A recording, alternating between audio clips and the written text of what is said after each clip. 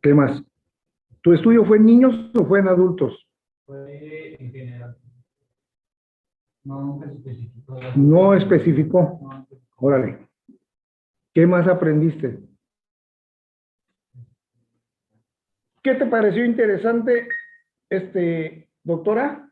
¿Qué te pareció interesante de su artículo? Algo que te haya llamado la atención, de lo que él dijo.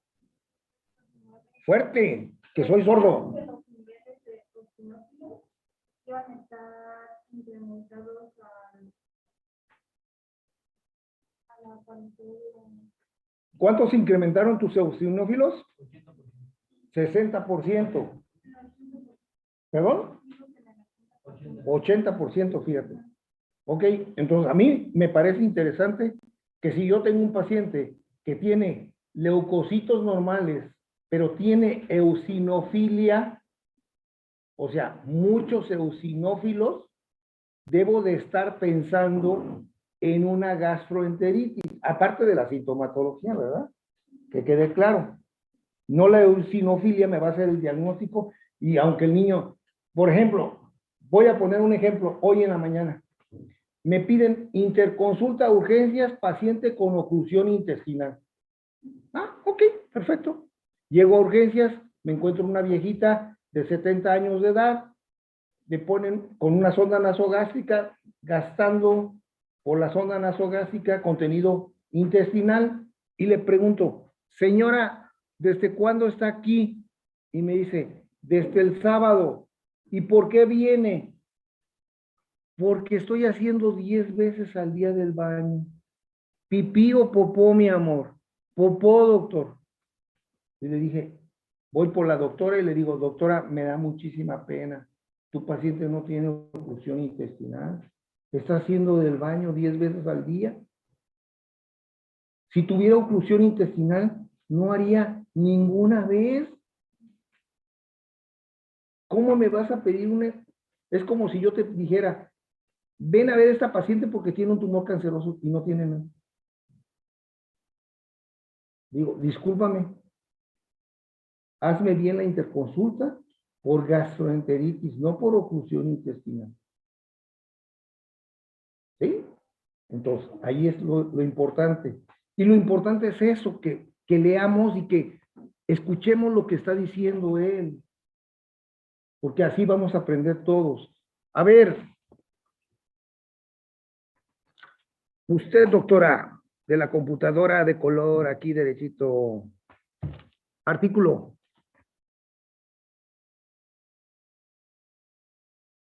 Más quítate el cubrebocas, mi amor, a fin que no nos vamos a besar ahorita. Ándale.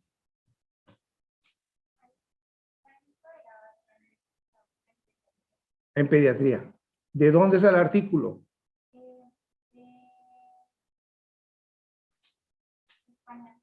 España. ¿Qué hospital o dónde lo hicieron el estudio? De la Fundación de la Enfermedad.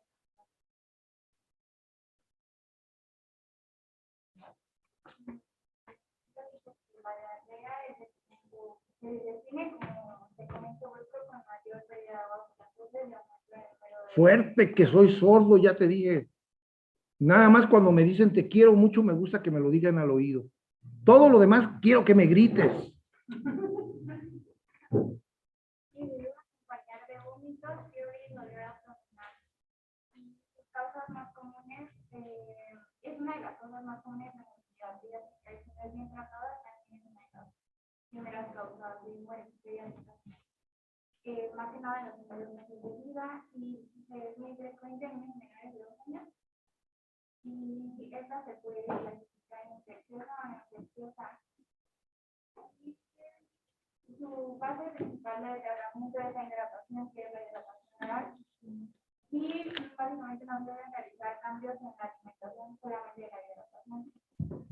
Y también dice que es importante que hagamos que ayuda la vacuna para el tratamiento.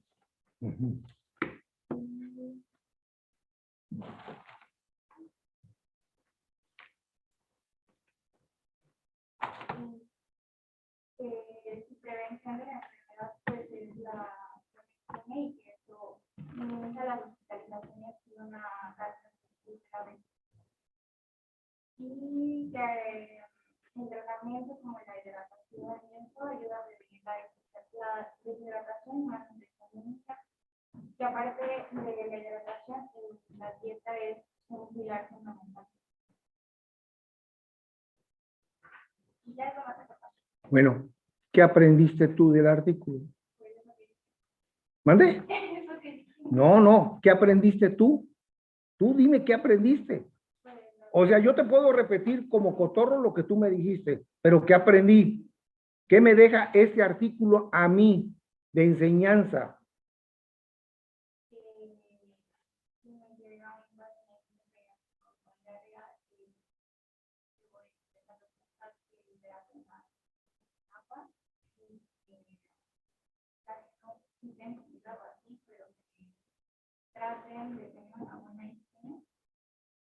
Tú tienes que gritar más fuerte, si no, cuando tengas un novio no te va a golpear.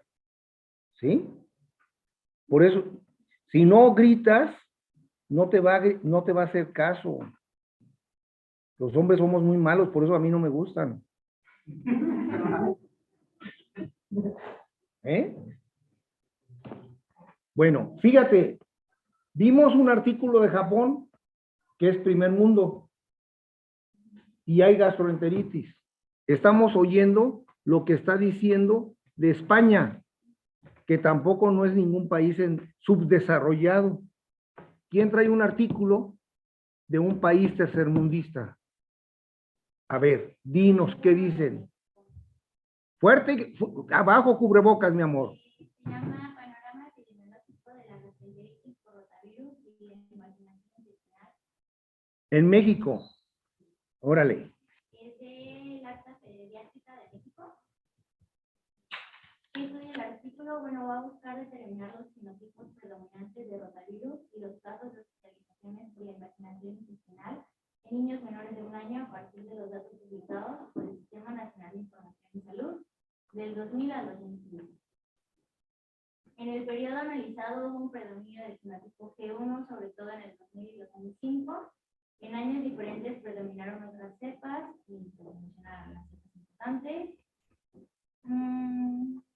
En 2011 se alcanzó el máximo de casos reportados de imaginación intestinal con una tendencia desde el 2011 a la fecha a la baja. Y los genotipos de rotavirus circulantes en México tienen variabilidad durante el periodo estudiado, disminuyeron los eventos hospitalarios, de pacientes con diagnóstico de imaginación intestinal. La cantidad de los casos reportados disminuyó en comparación con la registrada en años previos. Lo que yo aprendí es que la gastroenteritis por rotavirus es una enfermedad que cursa con diarrea y con o sin vómito. Es una causa de morbilidad y mortalidad en la población infantil. Se ha reportado que 1 de cada 250 niños con rotavirus va a morir por deshidratación. Y en México, cerca del 60 al 70% de las hospitalizaciones por rotavirus que se confirman tienen lugar entre los meses de octubre a marzo. Los niños contraen el rotavirus antes de cumplir los 5 años, independiente del nivel socioeconómico, el higiene funcional y las medidas de saneamiento.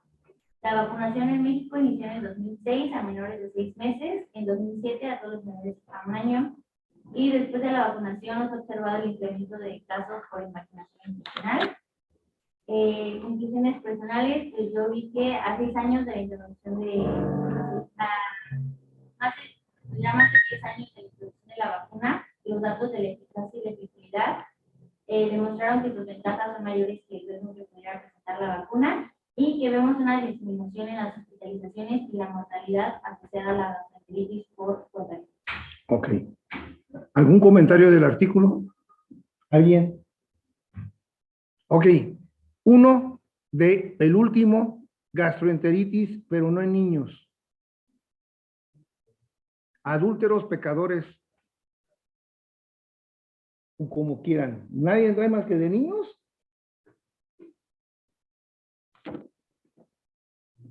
Pedófilos. ¿Qué pasó? Sí, yo lo hice, pero más enfocado a los niños. No importa tú. Si es en adultos, léelo.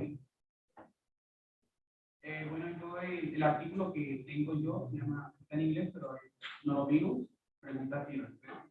¿Pregunta qué? Preguntas y respuestas. Ah, preguntas y respuestas. Y él estudia en la Universidad de California, Y bueno, este se enfocó más que nada en el agente que consideran ellos más importante para el desarrollo de la gastroenteritis, el cual son los norovirus. Y bueno, trata lo que es más o menos un virus, y pues una bacteria y un parásito. No se puede tratar con antibióticos y bueno, sino sobrevivir fuera del cuerpo. Trata también lo que son algunos de los síntomas que pueden sufrir con la infección por un norovirus, los cuales son náusea, vómito, diarrea, fiebre. Destaca también que la enfermedad por este agente etiológico pues, es normalmente de inicio súbito y pues los síntomas pueden durar de 1 a 2 días aproximadamente. Que se encuentra normalmente en las heces y el vómito de las personas infectadas. Y bueno, estas se pueden contaminar por medio de los alimentos que están también contaminados, tocando superficies u objetos para posteriormente estar tocando cara, boca, tener contacto directo con personas infectadas, que no es positivo. Y lo que yo aprendí de este artículo, ya que lo leí a fondo, es que pues, no va a haber de otra que tener una buena prevención, lo cual pues, sería con medidas generales como buen lavado de manos, inspección de superficies, etc. Más que nada para evitar la infección, no tanto como tratamiento, sino evitar. ¿Algún comentario del artículo? ¿Alguien? ¿No? Ok. Empezamos. Ay. Empezamos con problemas, digo.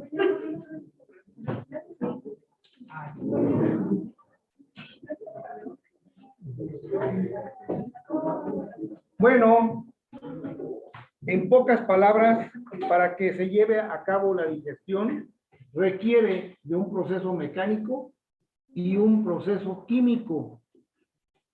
¿Sí? El mecánico está caracterizado por la masticación y los movimientos gastrointestinales. Y el químico es más las secreciones que produce el mismo tubo digestivo. ¿Sí? Asimilación de nutrientes. Se lleva a cabo hidrólisis en la luz intestinal. Hay una hidrólisis en el borde del cepillo intestinal. Un transporte desde la luz intestinal al enterocito. Un transporte hacia la circulación portal y o linfática. La digestión, por ejemplo, digestión de lípidos inicia en el estómago por acción de la lipasa gástrica. Se complementa 70-80% del duodeno por la lipasa pancreática. ¿Sí? A veces pensamos que solamente hay una lipasa. ¿Sí? No. Aquí nos lo está diciendo gástrica y pancreática. Y además, yo les podría decir que hay precursores de la lipasa, como la alfa 1 y la alfa 2, y que son, a veces también pensamos que la lipasa solamente se produce en el páncreas. Y en México nos basamos mucho en el nivel de lipasa para hacer el diagnóstico de pancreatitis. Pero enfermedades como pulmonares, testiculares, también pueden presentar lipasa alta. ¿Sí? Los productos degradados se combinan con sales biliares para formar micelas, que son ácidos grasos, monoglicerados y colesterol. Las micelas permiten la solubilización de la grasa en el ambiente hidrofílico. O sea, yo me como un pedazo de chicharrón o una gorda de migajas, como le quieren llamar ustedes, y no quiere decir que eso sea fácilmente digerible para mi estómago o para mi tubo digestivo. ¿Sí? Tiene que sufrir todo el mecanismo de la digestión, si no, no se puede aprovechar esa grasa. Esa grasa, en primer lugar, se van a hacer De macromoléculas se van a hacer micromoléculas a llegar a ser las micelas famosas, y entonces se puede transformar en grasa o en azúcar, a final de cuentas, que va a ser energía o fuentes de energía. Las micelas liberan los ácidos grasos en la membrana del enterocito. Los ácidos grasos entran en las células por difusión pasiva y facilitada. Los ácidos de cadena larga son transportados por vía linfática. Los ácidos grasos de cadena corta y mediana son transportados por la vía hematógena. Se ve alterado en gastrectomías, o sea, cuando cortamos una parte del estómago, obstrucción biliar porque no llegan la bilis, en la pancreatitis crónica, sobrepoblación bacteriana y en la enfermedad celíaca, que es una enfermedad vascular. ¿Ok? Y aquí nos ponen piedras en la vesícula, ahí está, coledocolitiasis, ahí está, en el esfínter del Oddi y en el intestino. Todas esas nos pueden producir alteraciones de la absorción o una absorción deficiente. ¿Qué pasa con las proteínas digeridas en el estómago, en el intestino? ¿Cómo se digieren? Por medio de la pepsina y proteasas pancreáticas. La enterocinasa se encuentra en el borde del cepillo, convierte el tripsinógeno en tripsina y esta a las demás proteasas. Actúan sobre ellas endopeptidasas y exopeptidasas. Entonces yo te puedo preguntar en el examen, por ejemplo, ¿cuáles son las enzimas que participan en la digestión de las proteínas o de las grasas? Y tú me tienes que contestar según lo que te pregunte.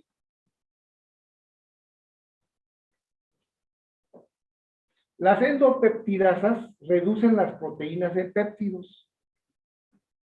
Las exopeptidasas reducen los péptidos aminoácidos.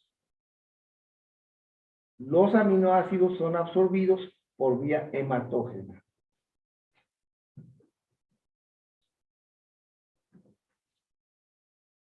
Hidratos de carbono. Se inicia en la boca por acción de la tialina, se continúa en el duodeno por acción de la amilasa pancreática, convierte los hidratos de carbono en oligo y disacáridos. Las hidrolasas convierten los disacáridos a monosacáridos y estos se convierten en maltasa, sacarasa y lactasa.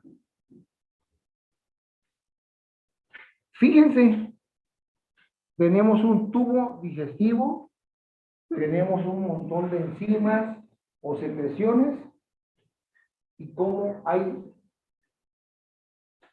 secreciones o enzimas específicas para cada tipo de alimento.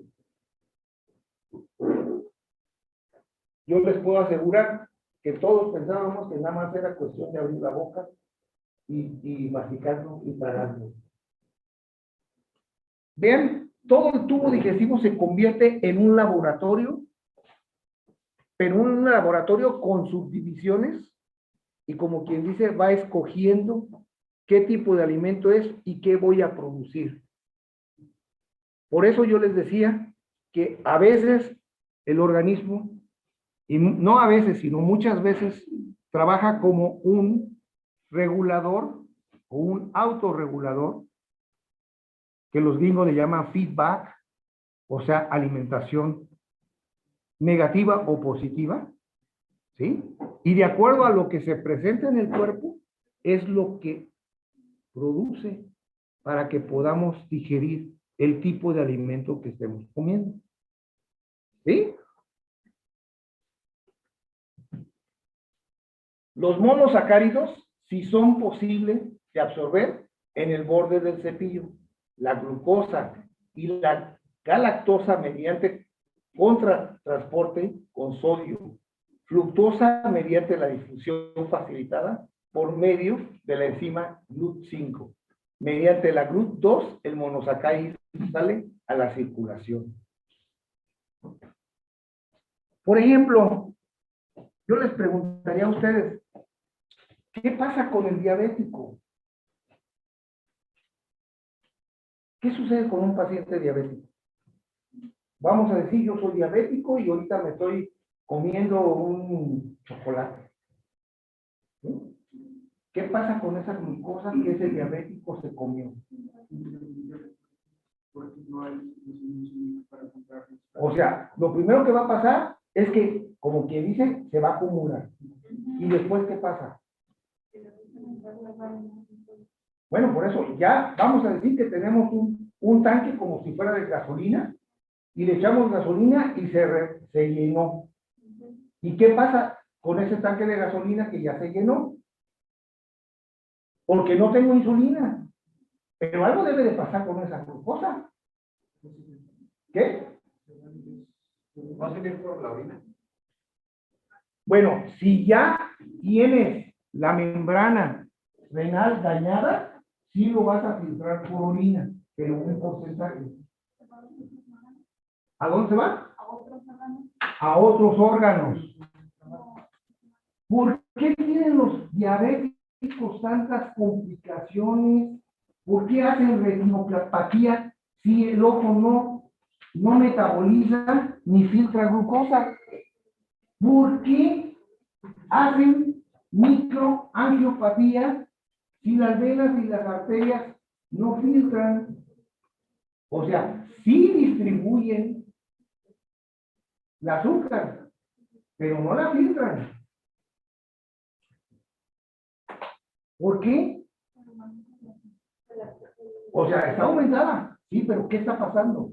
Fíjate, hasta ahí se produce una reacción química con el azúcar y el endotelio, por ejemplo, de las venas y de las arterias. Y entonces el paciente empieza a tener problemas de circulación. Y empieza a ver cómo ese paciente, los deditos, se le ponen medios negritos, ¿no? Y después hace una úlcera, y después se infecta la úlcera, y después le tenemos que amputar la pata. O la otra, hace insuficiencia renal, y le tenemos que colocar el catéter de diálisis peritoneal. Y mi pregunta es, ¿ustedes se han preguntado qué está sucediendo en el cuerpo de un diabético?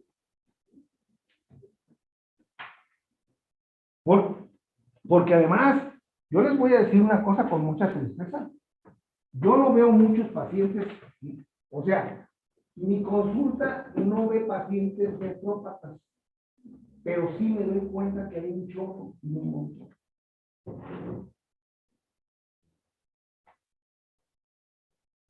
Entonces, yo estoy de acuerdo que los latinos tenemos cierta predisposición genética a desarrollar diabetes. Eso totalmente de acuerdo. Más los factores, pues yo diría que heredados, porque la dieta es una herencia que nuestros papás nos transmitieron.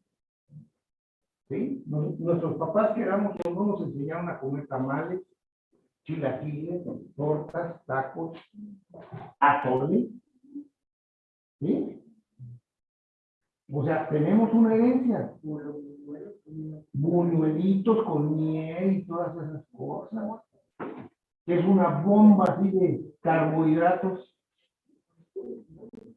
Ahora, nuestros parientes o nuestros primos, los gringos todavía nos bombardean con una Coca-Cola que trae todas las calorías del mundo. Por si nos faltara un empujoncito. ¿Sí? Y nosotros de tontos les compramos.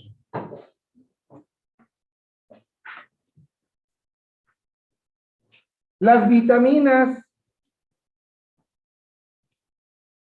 Hay vitaminas que son liposolubles o sea, se disuelven en grasa y requieren sales biliares para su absorción. ¿Cuáles son estas? A, D, E, K. Estas son incorporadas en las micelas para ser absorbidas. Si nosotros no tenemos un buen metabolismo de grasa, esto no lo podemos absorber. Y entonces empezamos con otros problemas de absorción o de nutrición, como quieran verlo. ¿Sí? Las vitaminas liposolubles son transportadas por la vía linfática. Las vitaminas hidrosolubles, que son en agua, son absorbidas por acarreadores específicos y difusión pasiva. ¿Sí? ¿Sí se acuerdan qué es difusión pasiva, qué es difusión activa? ¿Se acuerdan de eso o no? Porque si no, estamos hablando en diferentes idiomas.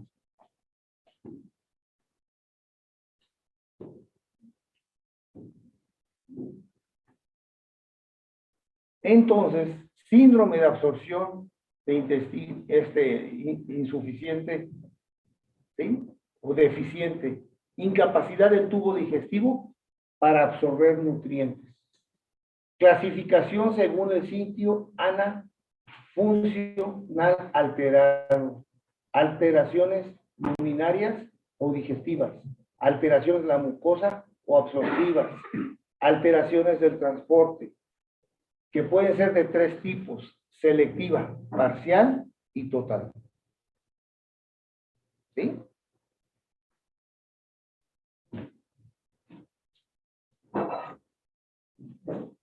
¿Cuáles son las luminales o digestivas? Ocurren por deficiencia de enzimas gastrointestinales. Condicionan mala digestión y por ende mala absorción. Los alimentos no digeridos inhiben la absorción de agua y de electrolitos. Causas comunes: insuficiencia pancreática exócrina, debida a pancreatitis crónica en el adulto, 80%. ¿Sí? ¿Sí se está entendiendo? Bueno, sobrepoblación bacteriana es otra causa. El síndrome de Zollinger-Ellison, gastrectomía parcial, anastomosis gastroyeyunal, deficiencia de enzimas, o sea, alteraciones biliares que tienen que ver con la lactosa y la sacarosa. Esto, directa o indirectamente, es lo que le estamos haciendo a un paciente que se opera o se hace una cirugía de bypass gástrico o de obesidad, como le quieran llamar. ¿Sí? ¿Por qué baja el paciente? Primero, porque le estamos cortando la capacidad al estómago de alimentarse, vamos a decir, la capacidad que tiene como si fuera un depósito.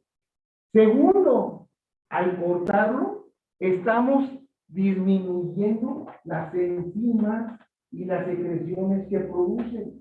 Por lo tanto, esos pacientes muy frecuentemente tienen diarrea y se desnutren. Por eso tienen que tomar, a partir de que se operan, complementos alimenticios. Bajan de precio a un precio, no sé. No sé.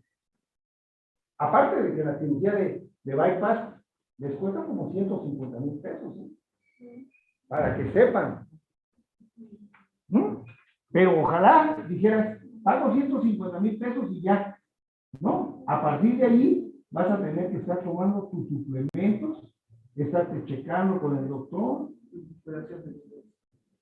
Pero pues, si yo me siento mal por estar panzón y gordo, pues me voy y me hago.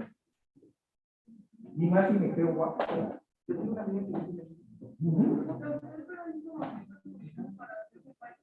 ¿Mande?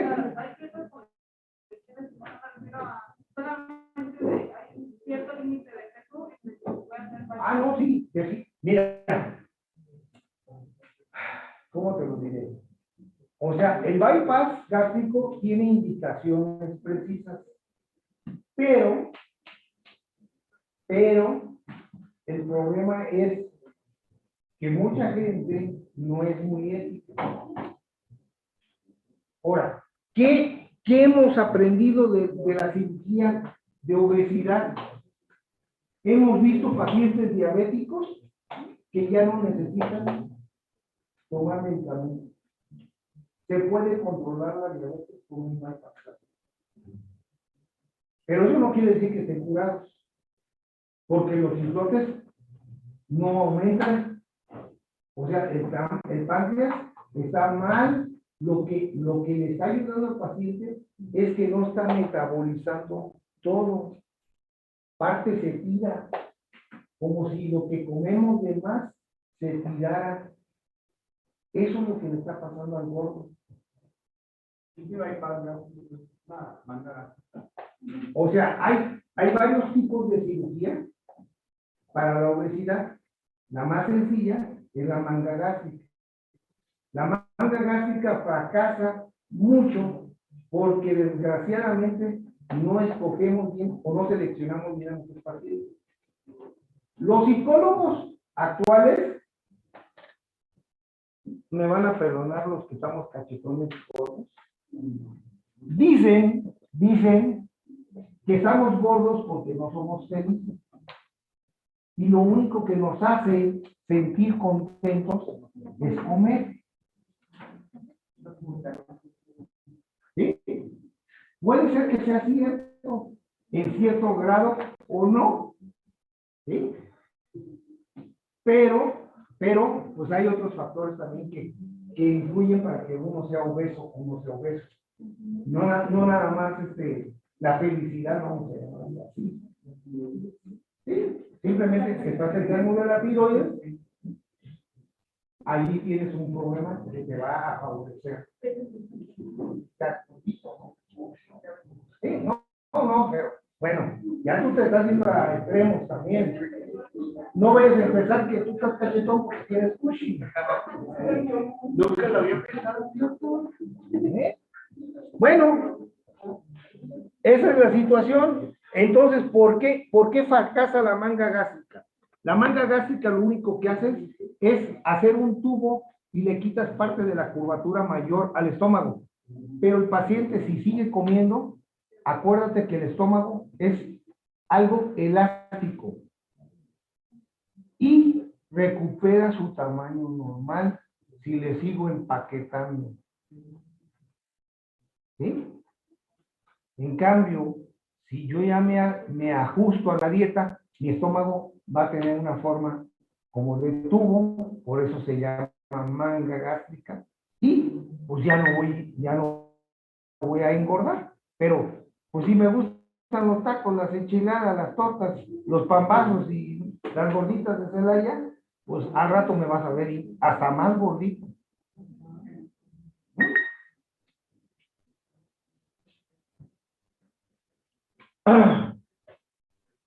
Alteraciones de la mucosa o absorbivas, ¿sí?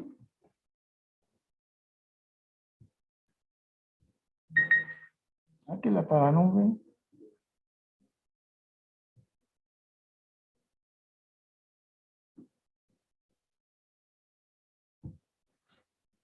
O absorbivas.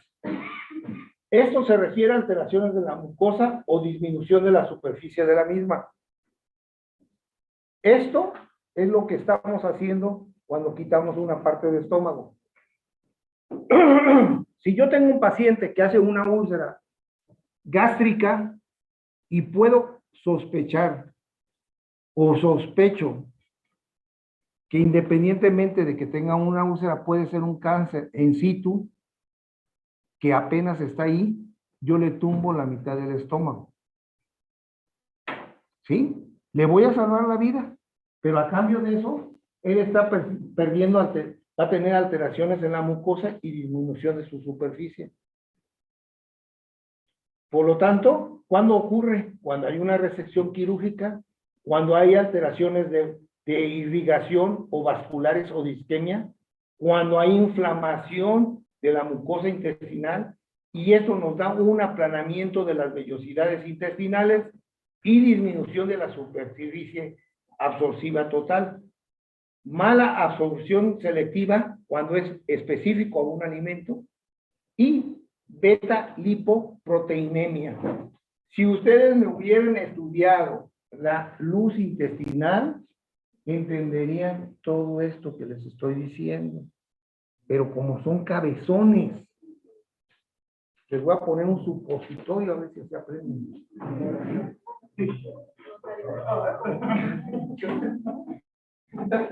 La próxima vez que les pida su artículo, voy a traer unos Jockey Club sólidos y se los voy a poner como supositorio.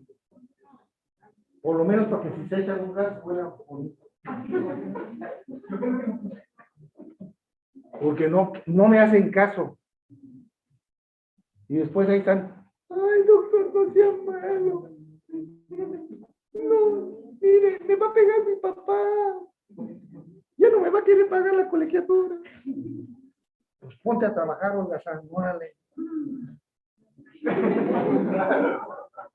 Mínimo lava el coche cada 8 días. A ver si así te la sigue pagando. Bueno, alteraciones de la pared intestinal, como en la enfermedad celíaca, como ya les había dicho, es una enfermedad vascular. La enfermedad de Crohn, que es una enfermedad inflamatoria. Enfermedad de Whipple, infecciones intestinales, enteropatía por HIV, enteritis por radiación, fármacos también, pérdida de la superficie de la mucosa, como en el síndrome de intestino corto, y eso es algo también que es muy importante y que a veces los cirujanos, digo, no somos dioses ni debemos de creernos. Tengo un paciente que tiene un estómago así, tiene un duodeno, después tiene un intestino delgado. ¿Cuántos metros de intestino delgado tenemos? ¿Perdón? Ok, vamos a poner 8 metros. Si este paciente me hace una enfermedad celíaca y encuentro negro el intestino, o la enfermedad que ustedes quieran, pero está negro, que eso es isquemia, le pego así con mi dedo, claro, traigo guantes, por supuesto, lo estoy operando, ¿verdad? Trato de estimularlo y el intestino no se mueve, está muerto ese intestino. ¿Ok? Si yo no le dejo mínimo 1 metro, porque no se puede dejar, este paciente no va a volver a comer nunca en su vida. Se va a morir de desnutrición. Y la única forma que podrías mantenerlo vivo sería con alimentación parenteral. ¿Sí? Y no es inocua. Que quede claro. Ponerle a alguien un catéter aquí para alimentarlo, ¿sí? No es lo más adecuado. Además de que es bien caro. Que quede bien claro. ¿Sí? Las infecciones agregadas son muchas cuando dura mucho tiempo la alimentación. ¿Ok? Entonces, un paciente que tiene menos de 1 metro, acompáñenlo con el notario para que haga su testamento, porque se va a morir. Hasta ahorita, bueno, Estados Unidos ya está haciendo trasplante de intestino. No son muy buenos los resultados todavía, pero aquí en México todavía no. Y mientras no lo haya,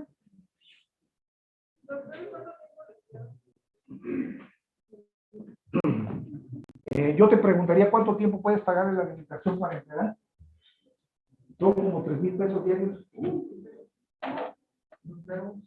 Nada más.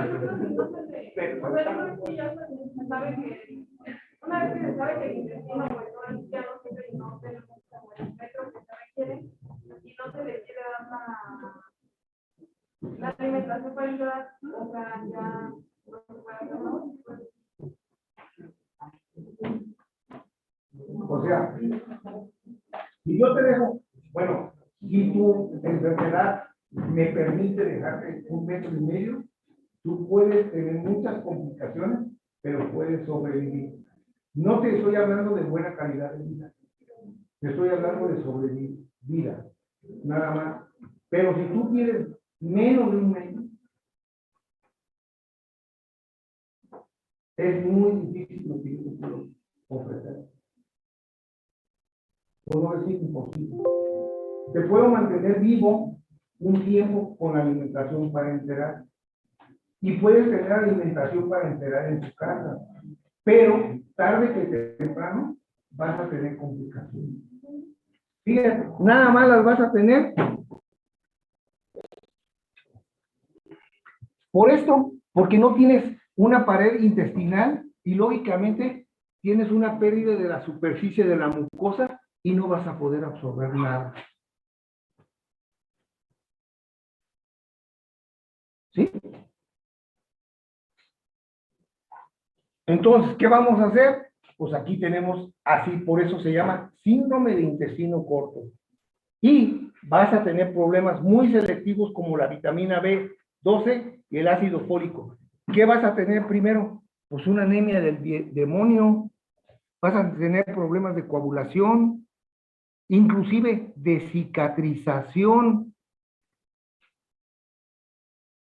Entonces, por todos los lados que tú lo veas, pues estás mal. ¿Sí? Esperemos que algún día podamos trasplantar intestino y podamos hacer esas cosas. ¿Verdad? Pues esperemos, aunque eso, quién sabe qué consecuencias nos pueda traer. También. Vuelvo a repetir, los trasplantes no son inocuos. ¿Sí? Es una alternativa y es una herramienta que tenemos. Pero no es lo mejor tampoco a veces.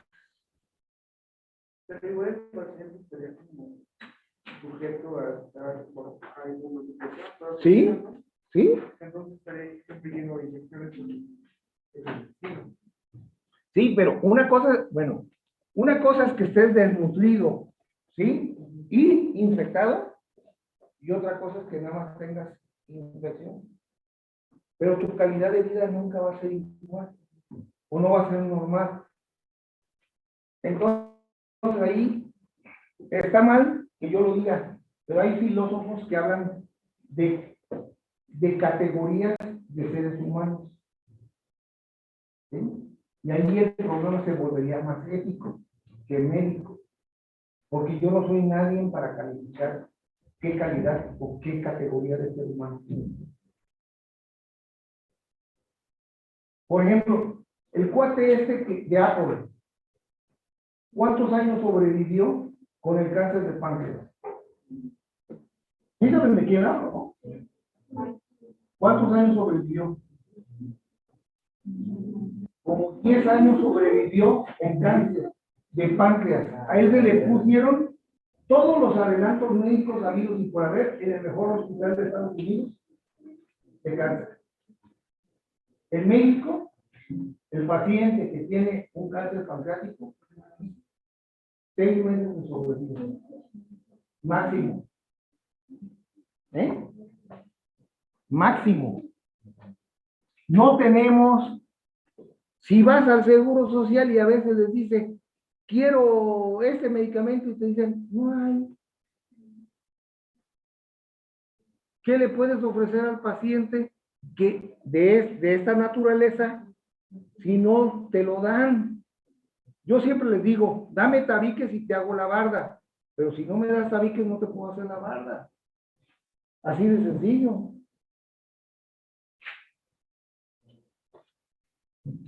Alteraciones del transporte. Bueno, la causa más común, obstrucción linfática intestinal, que se llama linfaectasia primaria, y esta es congénita.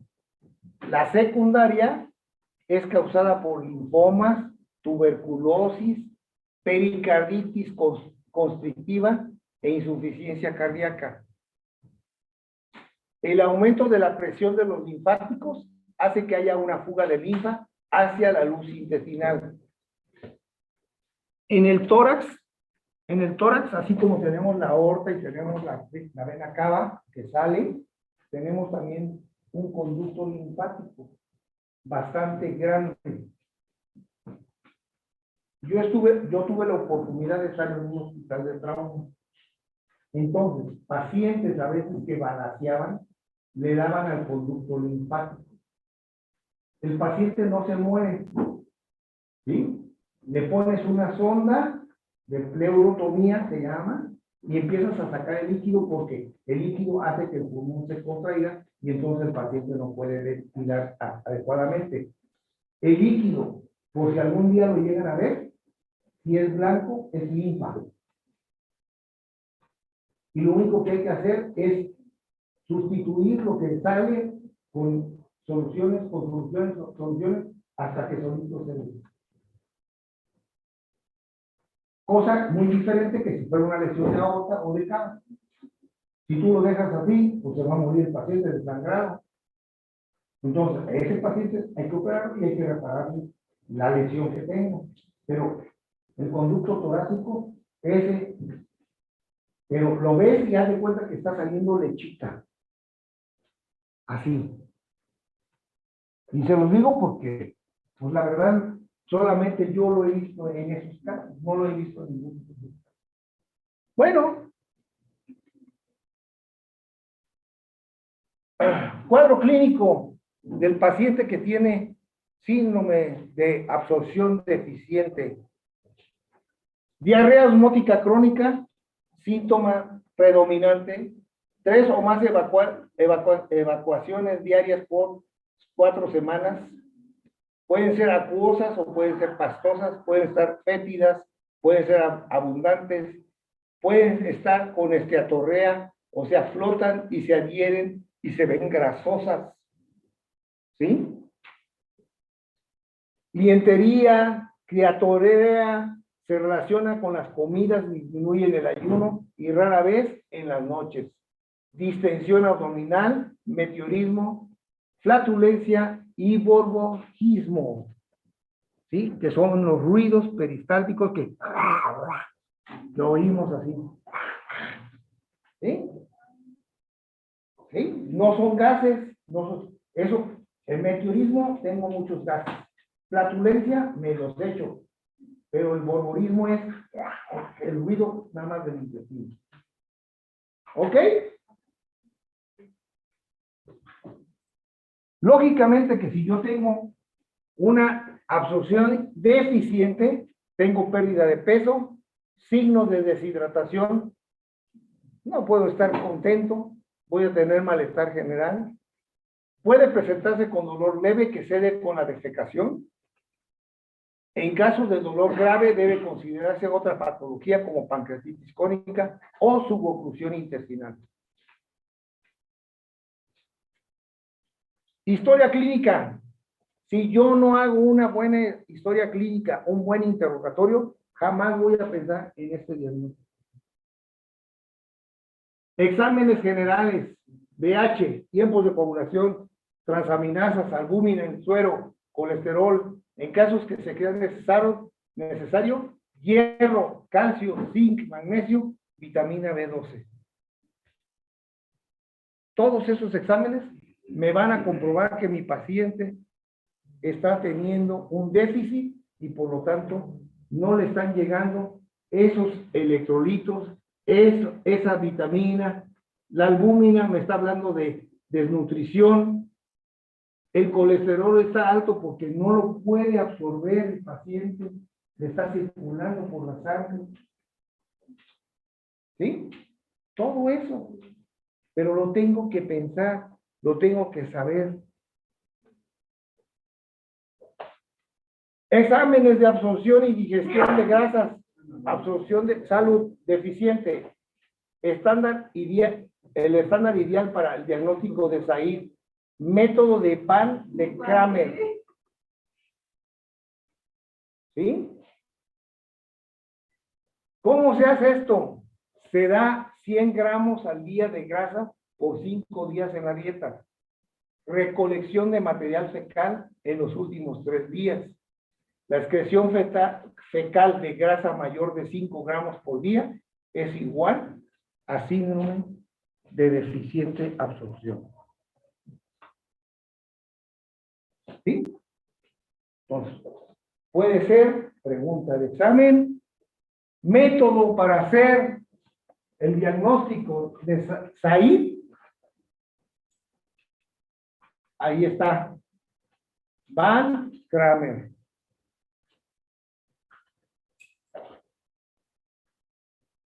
¿Sí? Exámenes para ver cómo se están absorbiendo los hidratos de carbono. Análisis químico de materia fecal es una prueba indirecta y fácil. La fermentación de carbohidratos en el colon produce que el pH de las heces sea menor de 5.5. ¿Sí? Prueba de tolerancia oral, administración de carbohidratos por vía oral, como lactosa, glucosa o sacarosa. Se determina la glucosa sérica. Si los niveles de glucosa no aumentan, el diagnóstico es de mala absorción.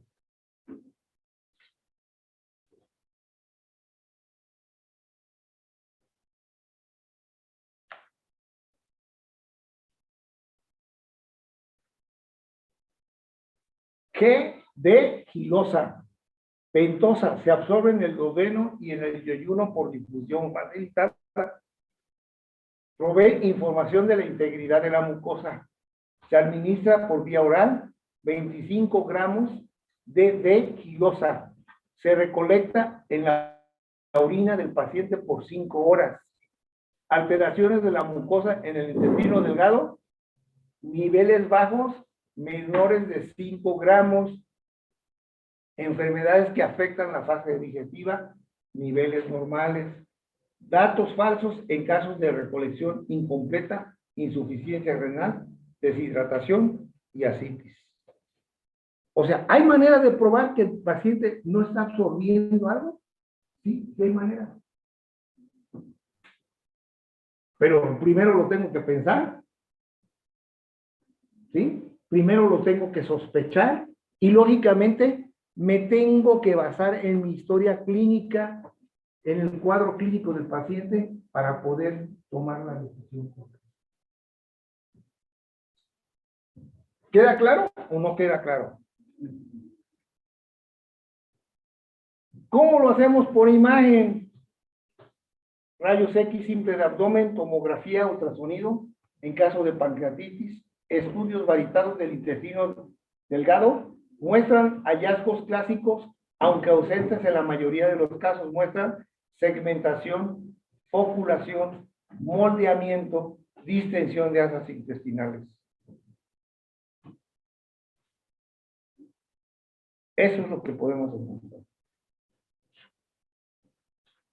La biopsia de la mucosa del intestino delgado es muy útil para excluir alteraciones de la mucosa. Depósitos amiloides con tinción de rojo Congo sugiere amiloidosis. Macrófagos espumosos y cuerpos de inclusión en la enfermedad de Whipple. Vamos a encontrar vacuolación de enterocitos en la abeta lipoproteinemia y ectasia de vasos linfáticos en la linfectasia.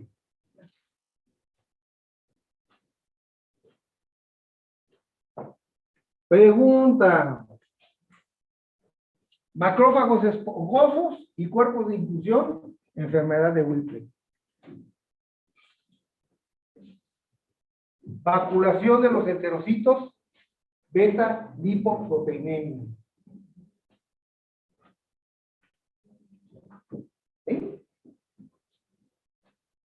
Y eso sí lo tenemos que saber, porque ¿de qué me va a servir que el del laboratorio o el de patología me diga, encontré depósitos de amiloides.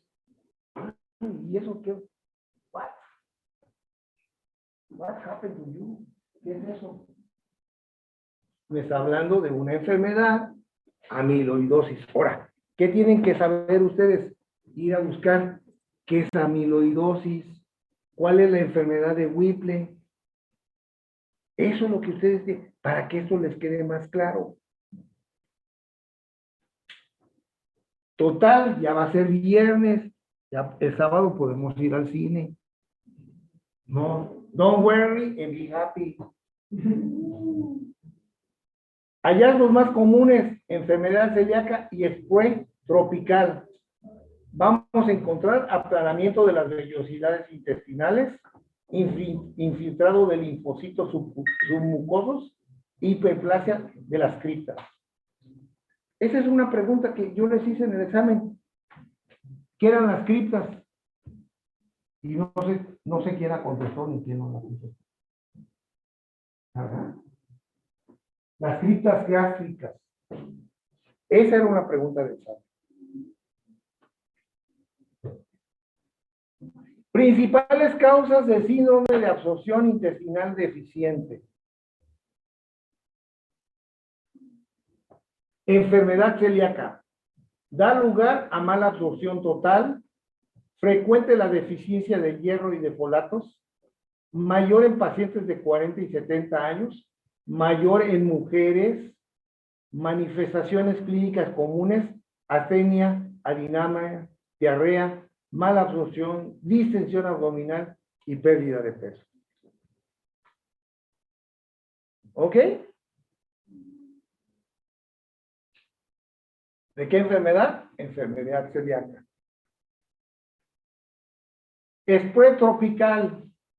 Este es común en México.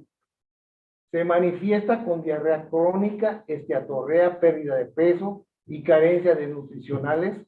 Diarrea crónica en zonas tropicales y es producida por la yardardia, Yersinia y enterocolítica.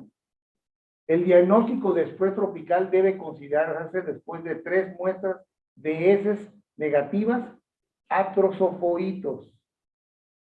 Se desconoce la causa, se atribuye a microorganismos como la Klebsiella pneumoniae y el Enterobacter pyoae y la E. coli.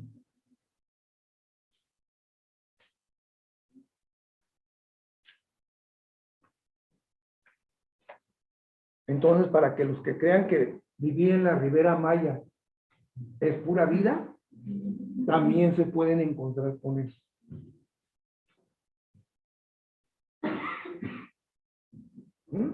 Sí, está muy bonita la Ribera Maya, definitivamente. Hay muchachas muy guapas, les recomiendo a los caballeros que vayan. Hay unas alemanas guapérrimas, muy grandotas, eso sí, que si nos apuntamos nos pegan, yo creo. Sí, Hitler no estaba loco, era bien abusado. Hitler tenía sus escuelas donde tenía muchas alemanas y las ponía a incubar. ¿Sí? Hitlercito. ¿Sí? Él llegaba y decía, tú me gustas y ahora le vente para acá. Y ahora tú me gustaste y ahora le vente para acá. Y a los soldados alemanes también los mandaba pues a echarse a las alemanas. ¿Cómo que aquí?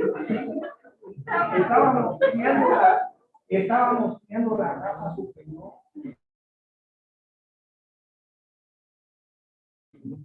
Pues, según él. Pues, ¿cómo que aquí? En aquel tiempo no había Netflix. No podían ir a ver Netflix. Bueno, tratamiento. Tetraciclina 250, trimetropina, sulfamethoxazol, periodo de 6 semanas hasta 6 meses siguientes. Ácido fólico, 1 año vitamina B12 intramuscular por tener esa enfermedad. Sobrepoblación bacteriana, que es otra causa del intestino delgado, se semeja la del colon, se pierden nutrientes como carbohidratos, proteínas, grasas y vitamina B12. Las bacterias que afectan la absorción mediante daño de la mucosa intestinal en parches, inflamación, aplanamiento de vellosidades, aumento de la motilidad intestinal mediante mecanismos de reflejo, menor tiempo de exposición del alimento al área de absorción, mala absorción de grasas y vitaminas liposolubles, deficiencia de vitamina B12 con consumo de proteínas, por consumo de las propias bacterias. ¿Ok? Se considera la principal causa de mala absorción en la población geriátrica, los viejitos. El cultivo es aspirado del yeyuno proximal mayor de 100 unidades, ya no me acuerdo qué es eso, pero es una medida por mililitro, tratamiento, antibiótico específico según el cultivo. Síndrome de intestino corto, originado por la resección de más de 50 al 70% del intestino. Preservar 100 centímetros de yeyuno y el colon intacto garantiza la adecuada nutrición. Menos de 60 serán dependientes de NPT toda la vida, o sea, nutrición parenteral. Se sufre principalmente de diarreas, esteatorreas y mala absorción de proteínas, grasas y carbohidratos. El tratamiento, dieta baja en grasas, suplementos vitamínicos, antidiarreicos, nutrición parenteral, control hidroelectrolítico, bloqueadores de H2 los primeros 6 meses, calcio oral, corregir deficiencias vitamínicas. Todo eso se tiene que estar checando. Causas de resección. Y aquí vemos enfermedad de Crohn, trastornos vasculares, embolismo, trombosis, estrangulación intestinal. Una hernia encarcelada puede ser causa de una resección intestinal. En niños, atresia intestinal, enterocolitis necrosante, síndrome de mal rotación intestinal. ¿Sí? ¿Vamos bien o nos regresamos?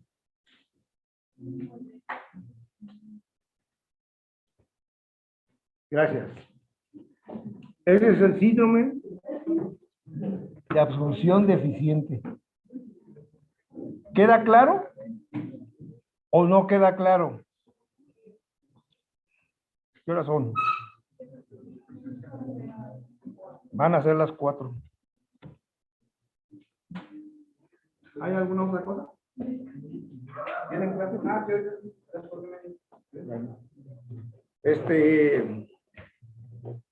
Les regalo unos minutos para que salgan, se ventilen. El que tenga meteorismo y flatulencia salga allá afuera. Sí, por favor.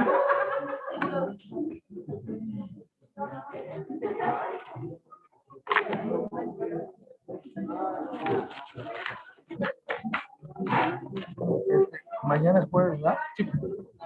A ver. De estas enfermedades que vimos, ¿ya se acuerdan cuáles o no?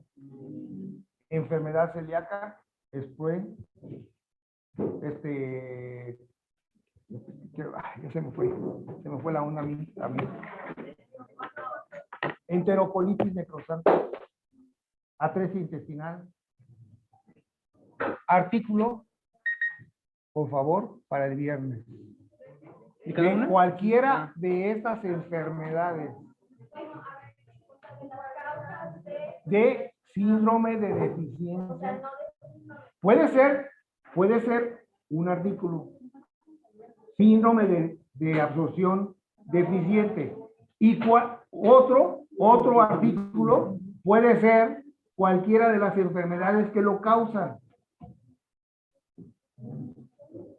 ¿Sí? Eso no